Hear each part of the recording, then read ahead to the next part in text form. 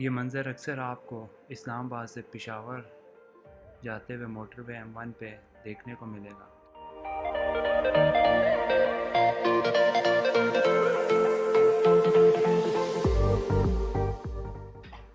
Drone कैमरे से बनी मज़ीद वीडियोस देखने के लिए हमारे चैनल को सब्सक्राइब करें।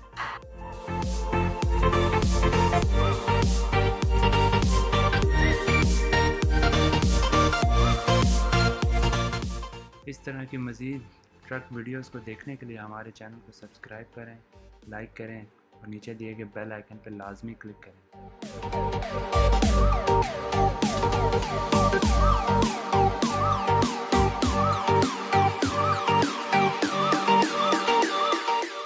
अगर ये वीडियो आपको पसंद नहीं आई तो फिर भी लाइक करें और कमेंट करके लाजमी बताएं।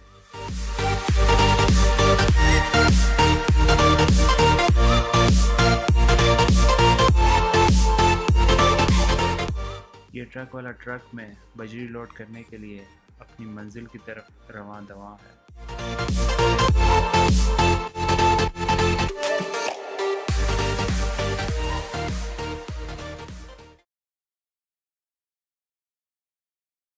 सब्सक्राइब करें हमारे चैनल को और बेल आइकन को क्लिक करना न भूलें ताकि आप देख सकें हमारी नई नई वीडियोस।